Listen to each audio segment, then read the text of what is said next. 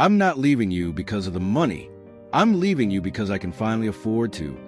That was a text I got at 2:15 a.m. while I was still thousands of miles offshore, working the night shift. My name is Cole Jensen. I'm 50 years old. I'm a senior rig supervisor for a private drilling company based out of Houston, Texas. Not glamorous, not easy, but honest work, the kind that stains your boots and fills your hand with calluses. I was married to Natalie for 21 years. She used to call me her rock, until the day I realized rocks were only good to her if they stayed still and silent. We met in Galveston, back when I was just a roughneck with big dreams and a beat-up pickup. She worked at a little diner off Seawall Boulevard, always flashing that movie star smile at the tired men passing through. I thought I got lucky. Maybe I did for a while. We built a life, a small house, a decent truck, a dog named Rusty who barked at every passing cloud. It wasn't perfect, but it was ours. Until the promotions came. Until the paychecks got bigger. Until I started spending more time rotating between rigs and less time at home. Natalie said she understood. Said she supported me. I believed her. I still believed her. Right up until I opened that message, sitting in a cramped bunk. The smell of diesel thick in the air. She wasn't angry in the text. She wasn't emotional. She wasn't sorry. She was free. She attached a screenshot of our joint account. Zeroed out. $178,000 gone. No explanations. No apologies. Just gone. I didn't smash my phone. I didn't scream into my pillow. I didn't even swear. I just stared at the wall and let the truth settle in like concrete drying around my feet. I'd survived rig explosions, Category 4 hurricanes, pirate scares off the coast of Nigeria. But this blindsided me. I showered, shaved, put on my coveralls, walked onto the deck with my crew like nothing happened. Because what else was I supposed to do? Tell them my whole world just collapsed while I was 6,000 miles from home? Tell them the woman I built everything for decided I was easier to replace than to love? No. I tightened bolts. I double-checked pressure valves.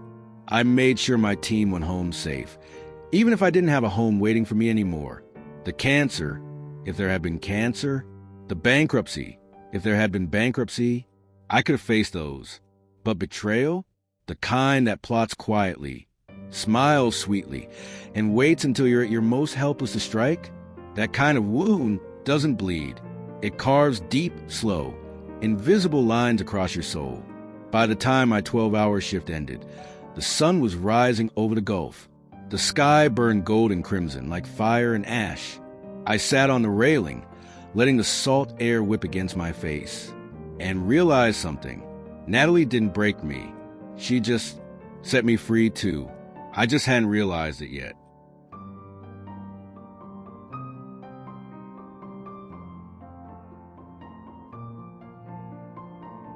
By the time my plane touched down in Houston, I had a plan. Not revenge, not anger, just survival with dignity. First stop was my cousin Tyler's office, a financial analyst with a knack for spotting holes in a sinking ship. "You're not going to like what I found," he said, flipping his laptop toward me. "They're in black and white, with a transfer of records. Small amounts at first, 200 here, 500 there, then bigger chunks. Right before I left for my latest rotation. 12 months of slow siphoning. 2 years of setting up new accounts under her maiden name. A slow, methodical retreat, like she'd been planning her exit. Long before she sent that final text. You have grounds to fight this," Tyler said carefully. "Hidden assets, fraudulent transfers. You could bury her in court." I leaned back in the cracked leather chair, the old springs groaning under the weight. The same way my heart felt, worn, tested, but still holding. "No," I said finally. "I'm not digging through the dirt to stay stuck in it." Tyler nodded once. Respect. Next stop was the house. Or what used to be our house. The driveway I poured myself. The shutters I painted. The front door she once hung a wreath on every Christmas. Now, someone else's black Escalade sat in the driveway. Curtains drawn. Lights off. I didn't bother knocking. Didn't need to see her or the replacement she'd found. Instead, I pulled into the neighbor's driveway. Mrs. Alvarez, widowed 3 years now, but still sharp as a whip. She opened the door before I even rang the bell. "I was hoping you'd stop by, Cole," she said, eyes soft but steady. Inside, over 2 sweet coffee and a plate of lemon bars, she told me everything. The strange men coming and going, the remodeling crew that tore out my workshop, the for sale sign being prepped behind my back. "They said you signed off on it," she said quietly, but I knew better. My signature forged, my home stripped, my memories boxed up and sold piece by piece. I finished my coffee, thanked her, and promised to come by and fix her front steps next week, no charge. Because no matter how much had been taken from me, who I was hadn't changed, and that mattered more than any account balance. Later that night, back at Tyler's guest room, I stared at the ceiling, feeling the weight of it all pressing down. The betrayal, the lies, the insult of it, but mixed in was something else. A spark, not rage, not vengeance, just clarity. Nellie didn't leave me because I failed. She left because she thought I couldn't rise without her, and that was about to be her biggest miscalculation.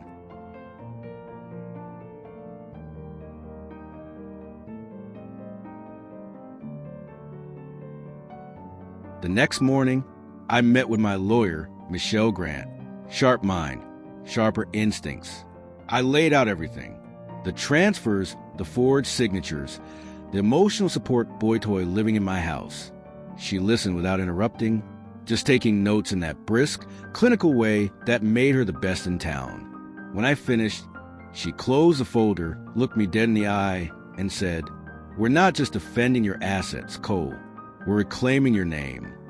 It hit me harder than I expected, because that was what I'd almost forgotten, that I still had a name worth something. We filed immediately. Emergency motion to freeze all jointly held accounts. Request for exclusive ownership of the house due to fraud. Complaint of forgery filed under the state penal code. It wasn't vengeance. It was survival, wrapped in a neat, legally binding bow. By noon, the sheriff's deputies had been dispatched. By 3 p.m., a court order was sitting on Natalie's brand new granite kitchen counter, courtesy of Michelle's assistant. And by nightfall, the moving trucks she'd scheduled were turned away at the curb. "She's in a panic," Michelle warned, her voice low and even. "She's gonna try and spin this, make you the villain." I smiled. Let her try, because the truth was now documented in black and white. Still, the days that followed weren't easy. I stayed with Tyler, fixing odds and ends around his place to keep busy. Fixed the broken hinges on his fence. Rewired a few outlets, repainted his back deck. Kept my hands moving, because if they stopped, I might start thinking too much. Every few hours, Natalie would text or call. The same tired cycle. First anger, then tears, then the guilt trips. "You abandoned me. You pushed me into his arms. You were never around." Each one, a little dagger, twisting into the man I used to be. But every time, I just turned off the phone and went back to work. Mrs. Alvarez asked me once, as I fixed her squeaky screen door, "How do you stay so calm, Mijo?" I didn't have a good answer then. Still don't really. Maybe when you've already lost everything you thought mattered, you realize what really does. And no amount of anger, no amount of bitterness can rebuild what was never real in the first place. One afternoon, sitting on Tyler's back porch, sun sinking behind the oak trees, I made a decision. I wasn't going to just recover. I was going to rebuild, not just my finances, not just my name, but my whole damn life. And I wasn't going to rush it. Wasn't going to let anyone else define it. This time, I was building for me.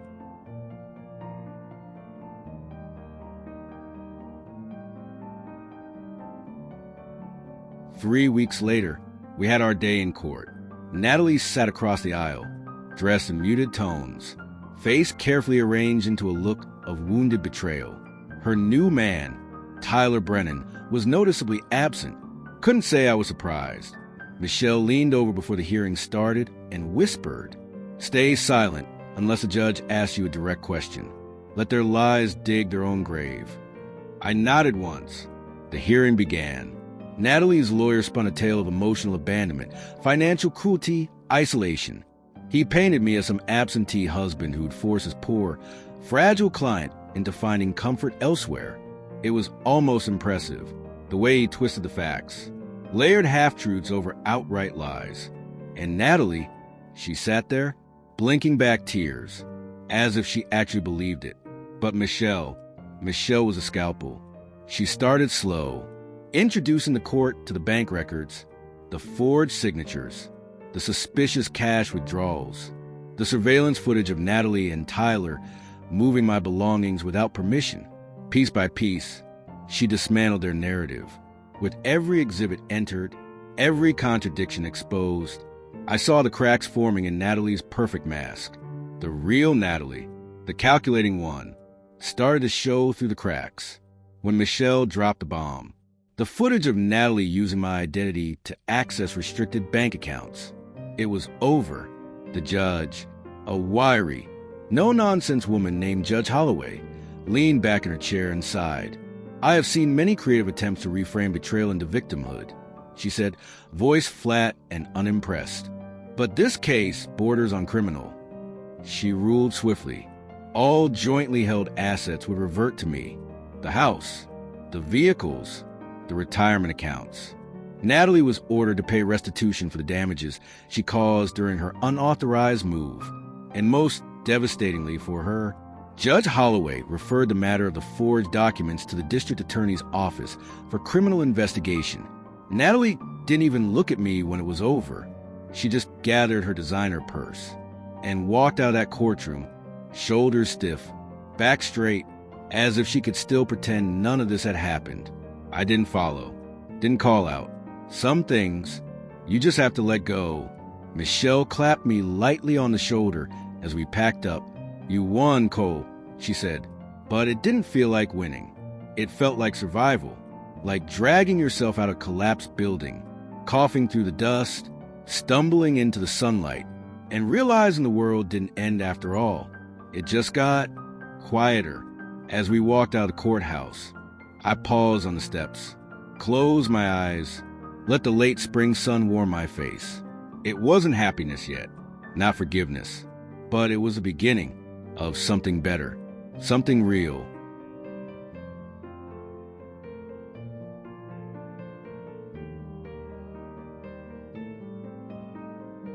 Six months later, I sat on the front porch of my cabin, a modest, two-bedroom place tucked into the hills outside of Missoula, Montana. The air smelled like pine and fresh dirt, the kind of scent that clears out everything heavy from your chest. I built this place with my own hands, piece by piece over the past few years, on weekends when I wasn't on the road for work. Funny how I never thought I'd actually live here full-time.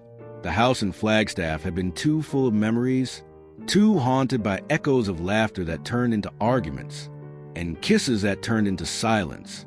I sold it 3 months ago, used part of the money to finish the cabin.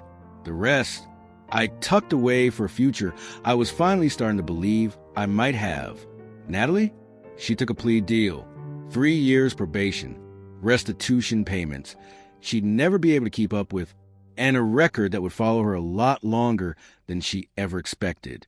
Last I heard, she was living in a small apartment in Tucson, waiting tables at a chain restaurant, dating another guy 10 years younger. Tyler disappeared not long after the court hearing, took what little money Natalie had left, and moved on, just like he'd done before. Poetic, in a way. I didn't feel angry anymore, didn't feel triumphant either. Mostly, I felt free. Some mornings, I'd wake up with the sun streaming through the windows, birds chattering in the trees, and for a second, I'd forget everything that had happened, just for a second. But that was enough. Enough to start over. Enough to build a life, not based on fear, or compromise, or betrayal, but on peace. Real stubborn, earned peace. I started fixing up old motorcycles again. Not because I needed the money, but because I loved it. Machines don't lie. They don't smile to your face while plotting behind your back. If something's broken, you fix it. If it can't be fixed, you rebuild it. Simple, honest. Last week, a guy from town, Vietnam vet, brought me a battered 72 Harley he'd been trying to restore for years. We spent 3 afternoons in the shed out back, swapping stories over grease-stained parts and black coffee. When he rode that bike down my gravel driveway, laughing like a kid, I realized something. This was the life I've been fighting for, without even knowing it. Not riches, not revenge, just quiet mornings, honest work, and the kind of friendships that don't come with conditions. As the sun dipped low behind the pines, I poured myself a glass of bourbon, sat back in the old rocking chair I'd built from salvage wood, and watched the sky turn molten gold. No noise, no drama, just the sound of the wind slipping through the trees and the low hum of crickets waking up for the night. I thought about texting Michelle. She'd send me a Christmas card with a handwritten note. Still got your back. Don't be a stranger. Maybe someday, but not tonight. Tonight was just for me, for the man who stayed standing when the world tried to knock him down, for the life I chose and the peace I earned, and for the quiet, stubborn hope that sometimes the best revenge isn't getting even, it's getting free.